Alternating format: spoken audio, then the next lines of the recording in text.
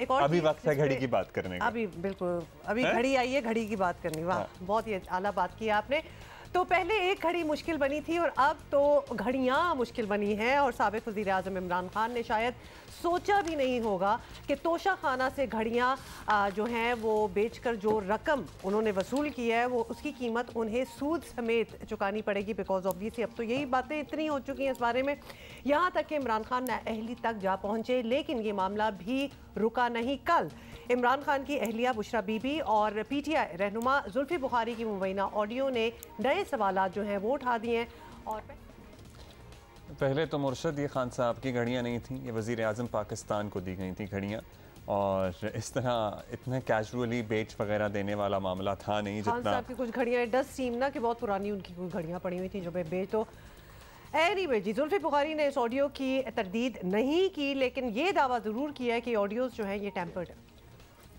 सो ये दुबई वाली आप घड़ी कह रहे हैं, लेकिन आप लोगों के मुताबिक तो ये घड़ी दुबई में बेची ही नहीं गई थी। नहीं, इनके कहने का मतलब है जो वो घड़ी की बात हो रही है ना, ग्राफ वाली दुबई घड़ी, तो ये और घड़ियाँ। अच्छा, ये और घड़ी मतलब ये आपने मजीद इन्फॉर्मेशन दे दी कि सिर्फ वो ही नहीं थी, मजीद और घड़ियाँ भी थी। He said कि this is tempered, but he also did not say कि ये आवाज़ मेरी नहीं है।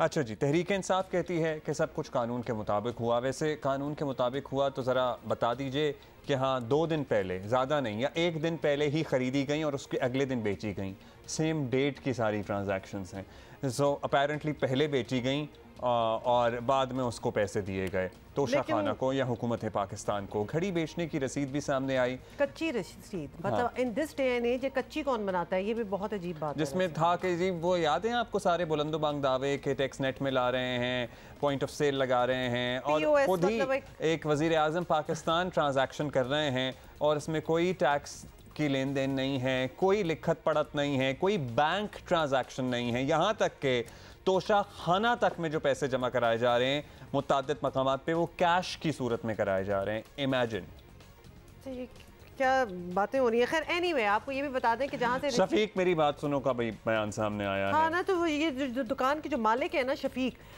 उनका भी बयान सामने आ गया है। अब वो क्या,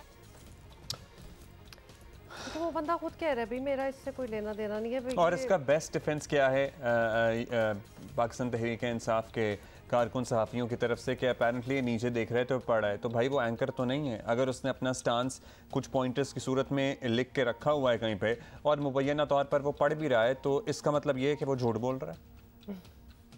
this is the best that you could come up with. ये भी पता है, ये in this day and age 2022 में इतनी स्ट्रॉन्ग और पक्की लिखत पढ़त होनी चाहिए थी इन चीज़ों की, ताकि ये दुबियस बातें ना हो सकें कि कोई उसको नहीं मान रहा, वो उसको नहीं मान रहा। ये चीज़ें की इसलिए जाती हैं कि इतना कंफ्यूजन फैला दो कि कभी सच्चाई जो है वो बीच में ना निकले, लेकिन सच्चाई निकल ही आती है। न्यूज़ से हमारे साथी हैं कासिम अब्बासी, वो भी सच्चाई के पीछे पड़े हुए हैं। उन्हीं ने तो मतलब ये सारी स्टोरी जो है ये एक्चुअली निकाली थी और ढूंढी थी। तो के रिकॉर्ड्स भी सारे इस दुकान के वगैरह बताएं, तोशा खाना स्कैंडल में मजीद पेशरफ जो है वो हो गई है और हम इसको अपडेट भी अपने व्यूअर्स को बता रहे हैं। तो शफीक साहब ने कह दिया है कि घड़ी उन्हें बेची ही नहीं गई, उनका तो ये कहना है। तो फिर वो रसीद कहाँ से आई, किसने बनाई और क्यों बनवाई, तो आपका अंदाजा क्या कहता है?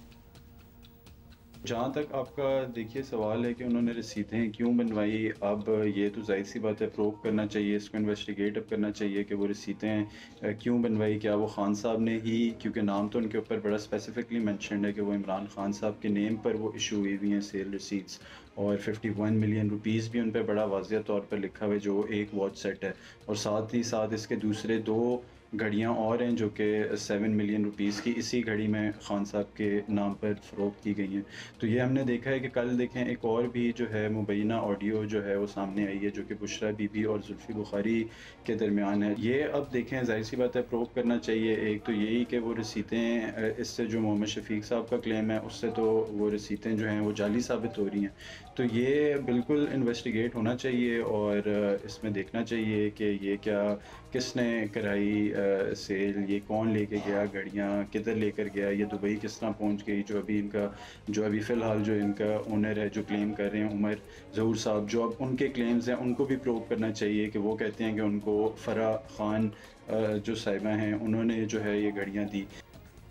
अच्छा, अब कासिम, एक चीज़ की मज़ीद वजाहत दरकार है कि रसीदों में हेर फेर, कीमतों में रद्द बदल, मुबैना तौर पर असल रकम का ज़ाहिर ना किया जाना, यह सब कुछ फौजदारी कानून के तहत जराइम कहलाएंगे। तो क्या पुलिस ने इस पर कोई पेशरफ नहीं की? अब शफीक साहब को पुलिस को ढूंढना चाहिए था ना प्राइमरीली, कि दुनिया के कौन से कोने में छुपे बैठे हैं, या अल्टीमेटली सहाफ़ी ढूंढ रहे हैं इनको?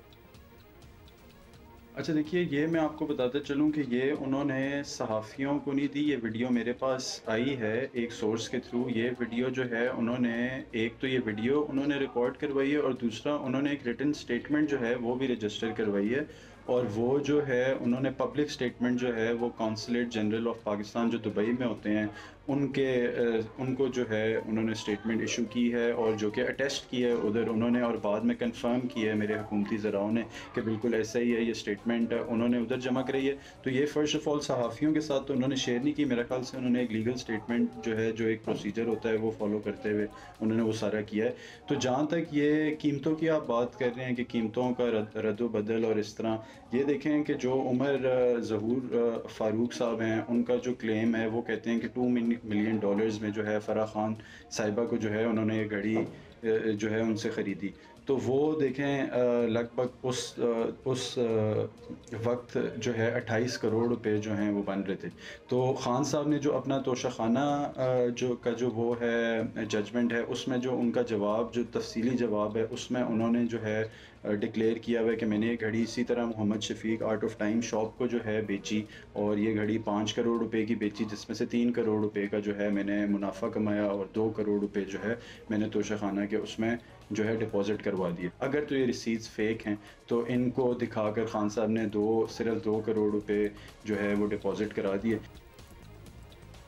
बहुत शुक्रिया आपका बहुत शुक्रिया। कासिम, ये मामला तो अभी दबने वाला है नहीं, ये अच्छा, तो अभी इसी पे पीछा नहीं छोड़ेगा।